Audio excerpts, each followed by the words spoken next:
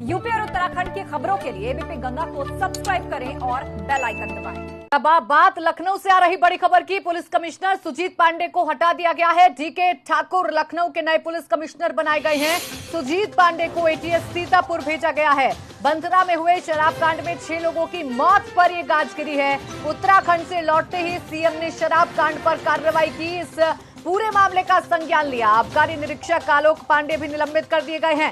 जिला आबकारी अधिकारी लखनऊ को भी हटा दिया गया है। आबकारी अधिकारी लखनऊ को आबकारी आयुक्त कार्यालय प्रयागराज भेजा गया है। तो ये बड़ी खबर आपको बता रहे हैं। वहीं फिरोजाबाद में हुई मौतों पर राम स्वार्थ चौधरी सहायक आबकारी आयुक्त फिरोजाबाद को वहां से हटाकर आबकारी आयुक्त कार्यालय प्रयागराज से संबंध किया गया है। यानी 2 जिले लखनऊ और फिरोजाबाद में शराब ने जिस तरीके से तांडव मचाया और जहरीली शराब मौत बनकर आई दिवाली के इस त्योहार पर मुख्यमंत्री योगी आदित्यनाथ ने सख्ती दिखा दी है और कार्रवाई कर दी है। और सबसे बड़ी कार्रवाई ये की है कि लखनऊ कमिश्नर सुजीत पांडे को हटा दिया गया है। ये बड़ी खबर, पुलिस कमिश्नर सुजीत पांडे को हटा दिया गया है। डीके ठाकुर अब लखनऊ के नए पुलिस कमिश्नर होंगे।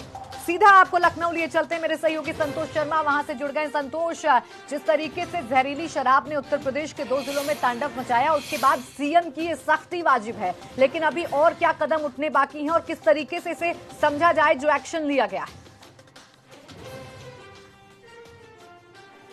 देखिए, 2 दिवसीय दौरे के बाद उत्तराखंड से जब मुख्यमंत्री योगी आदित्यनाथ लौटे और जब उनको बताया गया कि फिरोजाबाद और लखनऊ में किस तरीके से जहरीली शराब के चलते तमाम लोगों की जानें गई, तमाम लोग अभी अस्पतालों में भर्ती हैं, उसके बाद वो सीधे से उन्होंने जो सहायक आबकारी आयुक्त हैं सुदर्शन सिंह, उनको हटा दिया गया।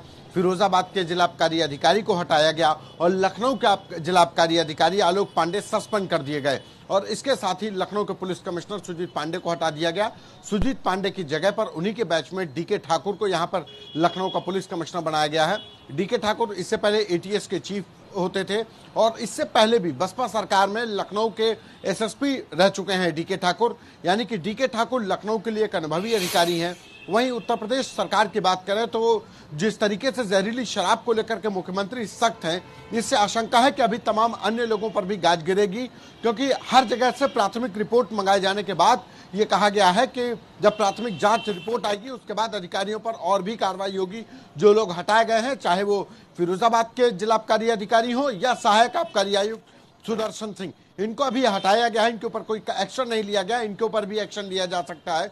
बस प्राथमिक जांच रिपोर्ट का इंतजार है। यानी कि मुख्यमंत्री जो अवैध शराब का जो धंधा चल रहा है उसको लेकर के बेहद नाराज हैं और दिवाली के मौके पर तमाम दिशा निर्देशों के बावजूद जिस तरीके से घटनाएं हुई है, खास करके फिरोजाबाद और लखनऊ में, उसको लेकर के अब वो किसी को बख्शने के मूड में नहीं है और उम्मीद है कि आज देर शाम तक कुछ और अधिकारियों पर भी गाज गिर सकती है। बिल्कुल संतोष, देखिए नजीर पेश करने की कोशिश की जा रही है, लेकिन एक और सवाल है संतोष। फिरोजाबाद और लखनऊ से मामले सामने आ गए, यहां पर मौत हो गई, कार्रवाई हो गई, लेकिन जिस तरीके से अवैध शराब, जहरीली शराब लगातार लोगों की जिंदगियां लील रही हैं, उस पर कब ब्रेक लगेगा, ये बड़ा सवाल है। और उसके लिए क्या कदम सरकार उठाएगी, ये भी बड़ा सवाल है संतोष।